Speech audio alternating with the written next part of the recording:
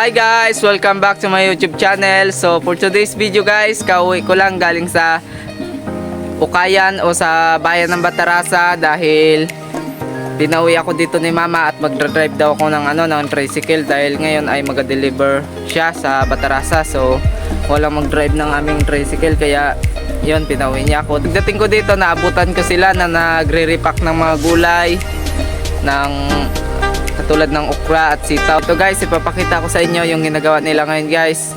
Yan guys.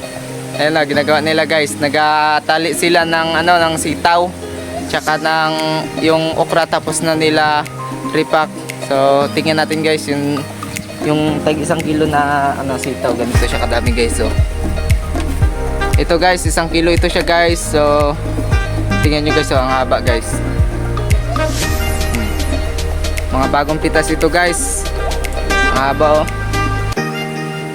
Ano lang to, kaninang anong oras nyo ito mga gipitas ma?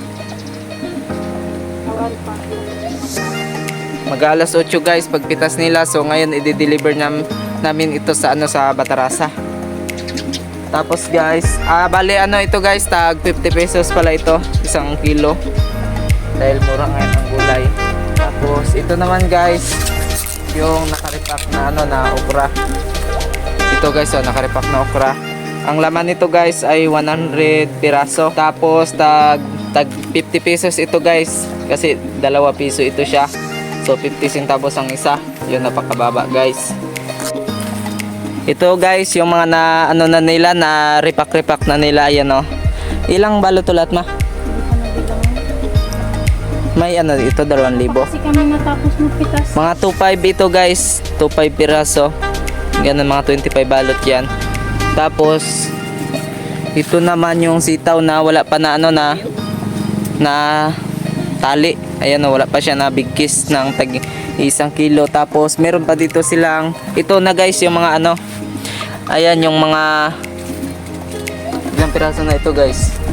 Yung mga na tag 1 kilo. Ayan guys oh. 1, 2, 3, 4, 5, 6, 7, 8, 9. Ayan guys, 9 na 9 na kilo pa lang, kasi pagdating ko kay start lang nila mag-classify. Tapos ayan guys, so ganyan. Ayan guys, 1 kilo yan siya. Ito naman guys, sayang guys, so yung mga matatanda na okra. Mga mga reject na siya guys, so matitigas na siya. So sayang, isang pa naman sana, isang basket. Ayan guys, so malaking basket guys, sayang guys. Tapos ayan guys, so ganyan sila mama doon naman kay ate guys, yung yun guys, so si ate doon sa kanya gina-classify niya, ginapili niya yung mga magaganda. Tapos pag napili niya na, ibibigay niya dito para si mama naman magtali. So ayan guys, so ang dami pa guys, so matagal pa matapos. Siguro makalakad kami mga alas 4 pa, kasi magapitas pa daw sila. So wala pa daw tapos guys yung okra guys.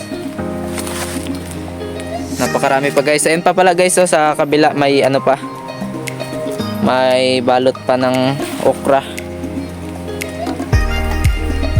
Yan, tapos ayan guys, tapos na si mama sa 1 kilo naman. No, dito. Yan guys oh.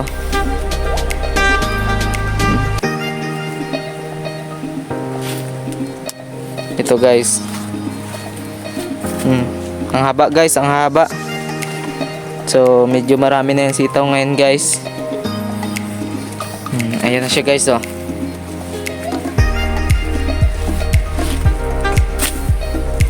Ito guys, yung harvest ngayong araw. Ayan, maraming okra at saka yung sitaw. Medyo marami na rin.